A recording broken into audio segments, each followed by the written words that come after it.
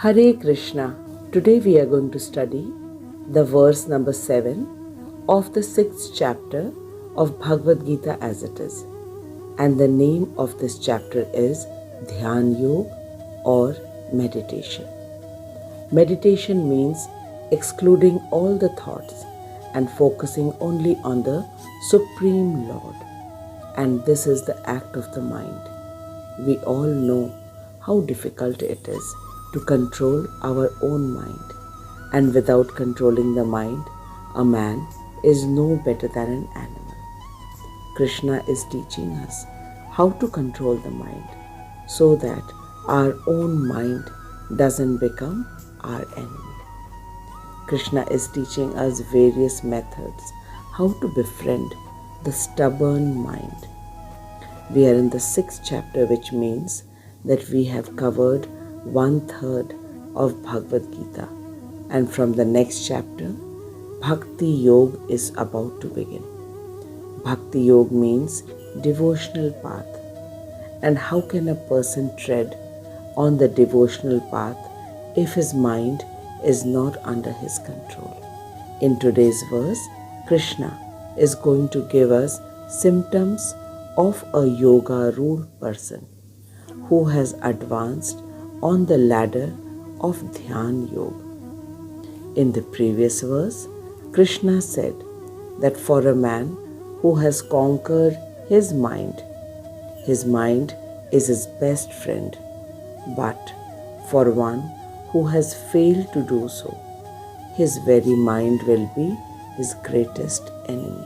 Krishna is teaching us to befriend our mind because till now we have not been able to befriend our mind or not been able to control our mind. Now it is very difficult to find out what is going in the mind of someone. For this reason, Krishna is teaching us the various symptoms of a person whose mind is under his control. To begin today's verse, let us together recite the verse number 7 of chapter number 6 of Bhagavad Gita as it is. Jitatmanah prashantasya parmatma samahitah sheet ushna sukh dukkheshu tathaman apmanayoh. Jitatmanah prashantasya parmatma samahitah sheet ushna sukh dukkheshu tathaman apmanayoh. Jitatmanah prashantasya parmatma samahitah sheet ushna sukh dukkheshu tathaman apmanayoh. Krishna says that for one who has conquered the mind, the super soul is already reached, for he has attained tranquility. And to such a man, happiness and distress, heat and cold, honor and dishonor are all the same. Jitatmanah prashantasya Paramatma samahitah. For one who has conquered the mind, the super soul is already reached. Paramatma samahitah. Sheet ushna sukh dukkheshu tathaman apmanayoh. And for such a person, happiness and distress, heat and cold, honor and dishonor are all the same. So these are the symptoms of a person for one who has attained tranquility, that is Paramatma. Now we will read the Anvay given by Srila Vishwanath Chakravarti Thakur. Srila Vishwanath Chakravarti Thakur ki jai, Anant Koti Vaishnavon ki jai. Atmanah, for the yogi whose mind is controlled. Prashantasya, who is very peaceful. being free from attachment and aversion. Param, Supreme, Atma, Soul, Samahitaha, has attained trance. Sheath, Ushna, cold and heat. Sukha Dukheshu, amidst happiness and distress. Tatha, as well as. Man Apamana Yoha, honor and dishonor. Srila Vishwanath Chakravarti Thakur says that the yogi who is in control of his mind is free from both attachment and aversion to the dualities of heat and cold, happiness and misery, and honor and dishonor. The mind of such a yogi is deeply absorbed in trance. Vishwanath Chakravarti Thakur says that in the next 3 verses, Krishna is going to explain the characteristic of one who is accomplished in yoga. And Vishwanath Chakravarti Thakur further says that one who has conquered his mind, that is, he's become Jitatmanaha, and who is free from attachment, envy, and he is Prashant, is properly situated in trance or samadhi, and such a person is not disturbed by heat or cold, honor or dishonor. Now let us read the purport given by Srila Prabhupada. These anvayas and purports make it easy for us to understand the words and teachings of Krishna. Srila Prabhupada ki jai, Anant Koti Vaishnavon ki jai. Srila Prabhupada says that Krishna said, Jitatmanaha prashantasya parmatma samahita sheet ushna sukha dukheshu tatha man apamanayo. Krishna said that for one who has conquered the mind, the super soul is already reached, for he has attained tranquility. Tranquility means peace. To such a man, happiness, distress, heat, cold, honor or dishonor are all the same. To explain this, Srila Prabhupada says in his purport that every living entity is indebted to abide by the dictation of the Supreme Soul, the personality of Godhead.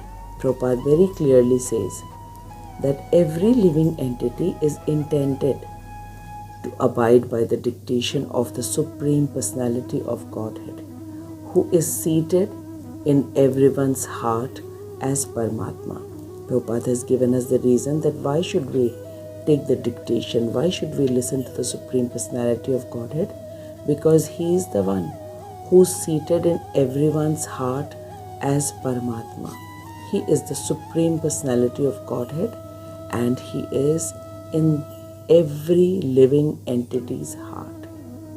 But when the mind is misled by the external illusory energy, that is the Maya Shakti, then one is controlled through the material activities, which means the man becomes entangled in the material activities.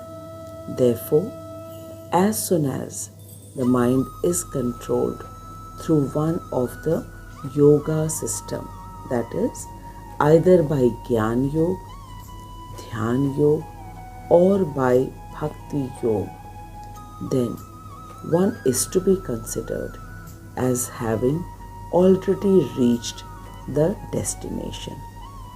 Prabhupada further says that to reach to the destination, one has to abide by the superior dictation. And when one's mind is fixed on the superior nature, then he has no other alternative but to follow the dictation of the Supreme Lord. Prabhupada says that the mind must admit some superior dictation and follow it. And the effect of controlling the mind is that one automatically follows the dictation of the Paramatma or super soul. Now, Srila Prabhupada says that the Gyan Yogi and the Dhyan Yogi achieve this transcendental position after much strenuous efforts, but the same transcendental position is at once achieved by one who is in Krishna consciousness. Being in Krishna consciousness means one who knows his relationship with Krishna. He knows that he is spirit soul, he is a part of Krishna, and his eternal position is to serve Krishna. Knowing this means that one who is in Krishna consciousness, and one who is in Krishna consciousness, this transcendental position is at once achieved by him. The transcendental position means that one who takes the dictation of the Supreme Soul. It means that this person is in transcendental position. Srila Prabhupada says that this transcendental position, which is achieved by a Gyan Yogi and Dhyan Yogi, after much strenuous efforts, the same is achieved by the devotee of the Lord, and the devotee of the Lord is unaffected by the dualities of the material existence, namely distress and happiness, cold and heat. And it happens because the devotee is full time absorbed in the thoughts that how can he serve Krishna better. This is the reason that the devotee of the Lord is completely unaffected by the dualities of the material existence. And the dualities are sometimes distress, happiness, sometimes cold or heat. These are the dualities of this material existence. And Prabhupada says that one who is completely unaffected by the material nature, this person is practically in samadhi or completely absorbed in the Supreme Lord. Now let us understand that what is practical samadhi or being absorbed in the Supreme Lord by this simple example. There was a couple who visited a temple regularly, and they did the various temple seva like making garland, helping in the kitchen for making prasadam, and doing book distribution. One day the couple visited the temple. The man sat outside in the courtyard for his chanting, and the lady went inside for her services in the kitchen. In no time, the lady came out and she said that let us leave and go home. When asked by her husband, she said that she would never ever come to the temple again. When repeatedly probed by her husband, the disturbed lady said that everyone found fault in her work. Whatever she did, it was not being appreciated. Rather, she was asked not to do that work. This made her very upset and had tears in her eyes. The man was very sensible.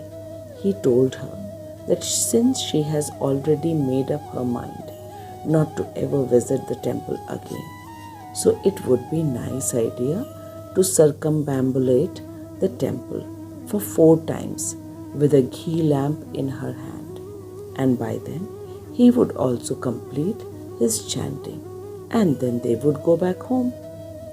The lady agreed. She started circumambulating the temple from outside with a lighted ghee lamp in her hand. By the time she completed her 4th round and came to her husband, she had calmed down and looked much. By then, her husband had also completed his chanting.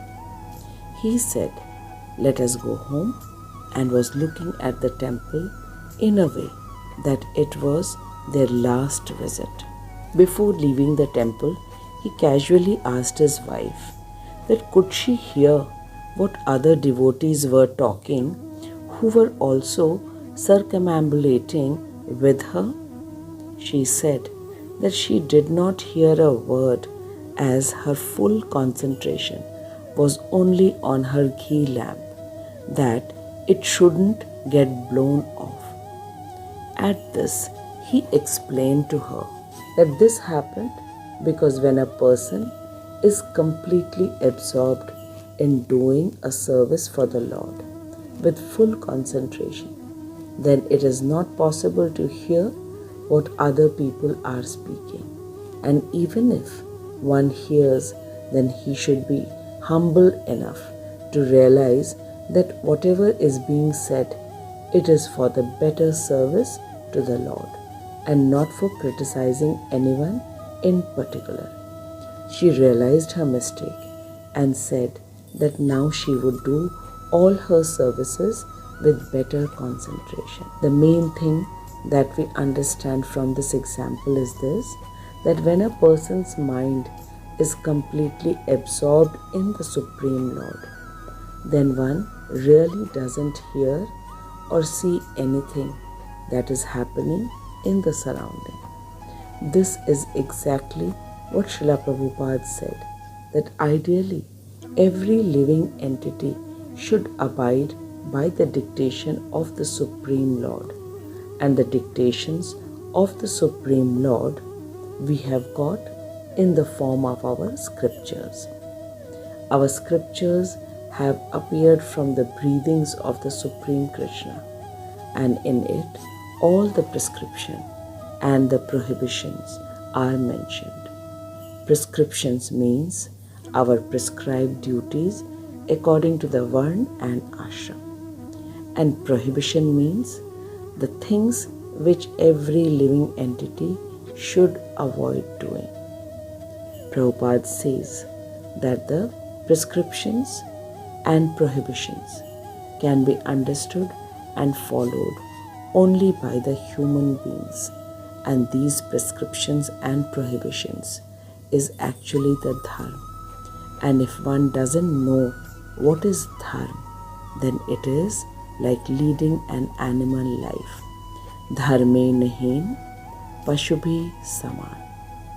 Srila Prabhupada further explains that if a person does something which is prohibited in the scriptures, it shows his deep attachment towards that particular act. In our scriptures, meat eating, gambling, intoxication, and having illegal relationship is prohibited. And all the people who are still doing it proves their attachment towards sense gratification. Further, Srila Prabhupada says that and the things that we need to do, like chanting the Hare Krishna Mahamantra, reading Bhagwat Gita, Bhagavatam, eating only Krishna Prasadam. When people don't do this, it proves their aversion towards God and the scriptures. To follow the prescriptions and prohibitions, there are certain rules like rising up early at 4 a.m., then doing Mangalarti and chanting of the Hare Krishna Mahamantra for at least 16 rounds daily. Prabhupada says that a devotee of the Lord does all this easily because his mind is only absorbed in the thoughts that how can he please Krishna. And for the dualities of this material world, that is the temporary happiness, sorrow, heat, cold, honor or dishonor, it does not affect his mind. Or we can say it has no effect on his service towards the Lord. This is the symptom of a person who is having a complete control on the mind. And repeatedly it has been said that artificially no one can control the mind unless the senses and mind, intelligence, is engaged in the service of the Supreme Krishna. Krishna is Rishikesh, and when senses, mind, and intelligence is engaged in Krishna's service, then automatically all the senses, mind becomes satisfied and controlled. This is what is explained in today's verse. The symptoms of a person whose mind is controlled can be seen that the dualities of this material world does not affect him. And this stage is the advanced stage in Dhyan Yoga. And to reach to this stage, the person has to go through the various difficult practices of Ashtanga Yoga, that is Yam, Niyam, Asan, Pranayam, Pratyahar, Dharana, Dhyan, and finally Samadhi. The main sum and substance of today's verse is this, that a practitioner of Dhyan Yoga who has reached to the advanced level is known to have controlled his mind, and his mind is free from both attachment and aversions to the dualities of heat, cold, happiness, misery, and honor or dishonor.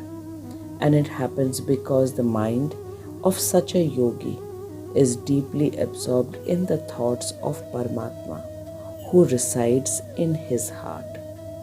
But in contrary to it, when the mind is misled by the external illusionary energy, that is the Maya Shakti, then one becomes entangled in the material activities, and such a person's mind is never in control. So the person is always in unrest and is never peaceful. Now let us try to remember the main aim of all the yoga processes. Yoga means to re-establish the lost connection with the Supreme Lord, because this can be only done in the human life. And for this purpose, the various yoga system has been given to us by Krishna in Bhagwat Gita, and they are Jnana Yoga, Dhyan Yoga, and Bhakti Yoga. The ultimate aim of all the yoga system is to control the mind and become peaceful. So when a person is seen to be unaffected by the so-called happiness and distress, heat and cold, honor or dishonor, is to be known as to be situated in the advanced level of Dhyan Yoga, and is to be understood to have attained the Supreme, as he is peaceful in all the favorable and unfavorable situations in this material world. Srila Prabhupada says that the advanced stage of Dhyan Yoga is very easily achieved by a Bhakti Yogi, as his sole aim of life is to satisfy only Krishna. In this way, all his senses, mind, intelligence is always absorbed in the thoughts of Krishna, and how he can improve his services to make Krishna happy. And when Krishna is happy, he always becomes happy because he is a part of Krishna. In fact, all of us are a part of Krishna, and once we know it, then all of us will do everything to please Krishna. We will see Krishna in everything, that is, in every human being, bird, fish, tree, or a cow.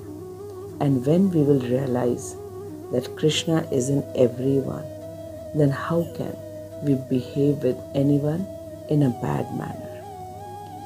Srila Prabhupada says that merely knowing or having the knowledge that Krishna is everywhere and in everyone's heart is sufficient to change our consciousness.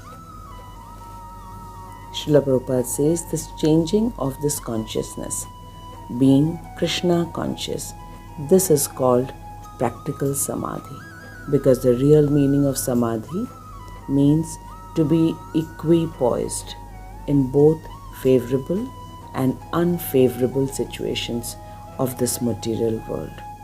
Prabhupada says samadhi does not mean leaving the prescribed duties and wearing saffron clothes. Rather, samadhi means doing all the duties or prescribed work which is given in the scriptures, but not having any desire to enjoy the fruits of the action. This is called real samadhi, being equal in situations and working only for the happiness of the Supreme Lord and not being affected by the dualities of this material nature, that is, by heat or cold, happiness, distress, or by honor or dishonor. This is repeatedly said because our services, our work, it does get affected by the dualities of the material world, and one who is unaffected by such dualities is to be considered in the advanced stage in the Dhyan Yoga. Now in the next two verses also, Krishna is going to describe about more symptoms of an advanced level yogi. I thank Srila Prabhupada, Srila Bhakti Siddhanta Saraswati Thakur, Srila Vishwanath Chakravarti Thakur, and my Shiksha Guru, His Grace Harimohan Das Prabhuji, for explaining to us the most secretive knowledge of Bhagwat Gita, because Bhagwat Gita can be understood only by human life, and human beings get the human form of body after 84 lakhs of species. That means after 84 lakhs of death and birth and again birth. So this is very, very important for each one of us to understand the rarity of human life. This is why we need to be thankful to our acharyas that because of their causeless mercy, we are understanding the most secretive knowledge of Bhagavad Gita, and by knowing this, we are getting an opportunity to come out of the repeated cycle of birth and death. I thank you for taking out your most precious time and listening to Krishna's word so attentively and with complete faith. Now we will meet the next week with the next verse. Till then, keep chanting the Hare Krishna Maha Mantra. Do watch the video again and again and share it with others. Hare Krishna.